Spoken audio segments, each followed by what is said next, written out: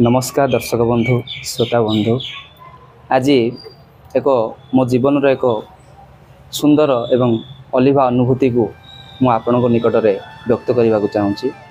आज शुभ संध्यारे समस्ते शुणिबे बोली मोर आशा एवं विश्वास। दिन थिला शनिवार दिन प्रभु श्री शनि महादेव को मु प्रतिदिन पूजा करने को जाए। स्कूल जावा समय एक स्थान रे पुस्तकटी अच्छी एवं से निकटरे प्रभु शनिश्चर महादेव पूजा पाती।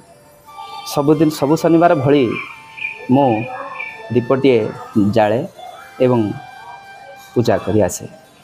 से दिन मध्य जाइथिली दीप जालिबापई। झिप झिप वर्षा होता है। वर्षार प्रकोपरे सबुकिछि ओदा ओदा हो जाए। तथापि मन माने नहीं दीपटे जालिबापई जाइथिली शनिदेवंक निकट को दीप जालिबापई। कार्य व्यस्तता मध्यरे मु भूली जाइथिली दियासिलीटे नवापई। दीप सिना नहीं किंतु अग्नि संयोग करने मो निकट में कौन विकल्प नथिला। झिपिझिप वर्षा होता है एवं शनि मंदिरटी बजार ठार बहुत दूर थाए। तथापि मु खोजी बोलिले दियासिलीटी दीप प्रज्वलन पाई, किंतु दुर्भाग्यवशतः मु पाइली नहीं।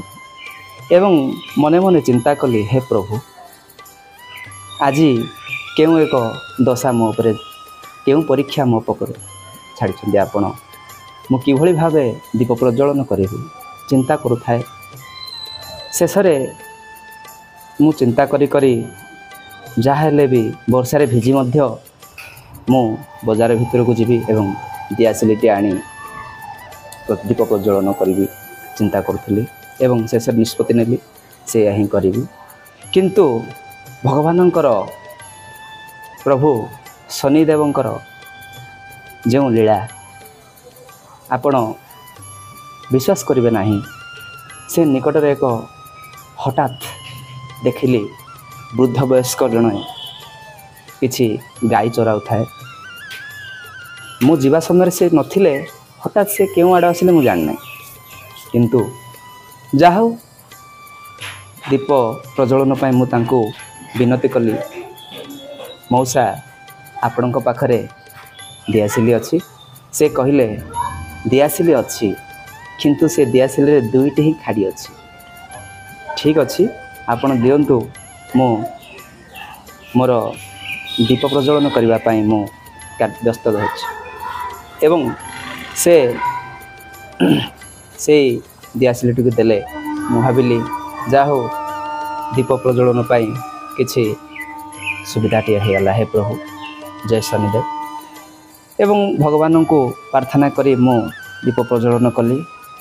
विश्वास करिवेनी आज्ञा, हठात मु पछरु बुली देखिली से महाशय नहांती, केउ आड़े उभा हो जाइछन्ति। मु कहिबा समय मोर रोम टांकुरी गलानी।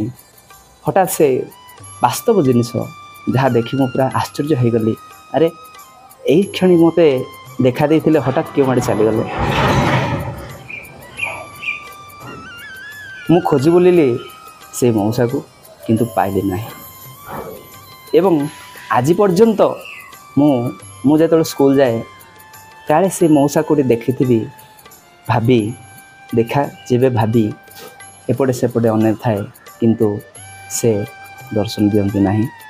एवं से गाई माने मध्य आउ देखा जाते नहीं। मु यह देखी बहुत निजको तिरस्कार कली। भगवान को निकट में पाई तांको पदस्पर्श मध्य करि पारली नहीं। बहुत दुखर विषय। यह हूँ मो जीवन रे एक अलिभा अनुभूति। प्रभु श्री शनिश्वर कृपा, शनिदेव कृपारू आज मध्य आमे समस्ते निज निजर कार्य व्यस्त रही मध्य आमे शनिवार दिन पूजा करने जाउछन्ति। जय शनिदेव। एमिति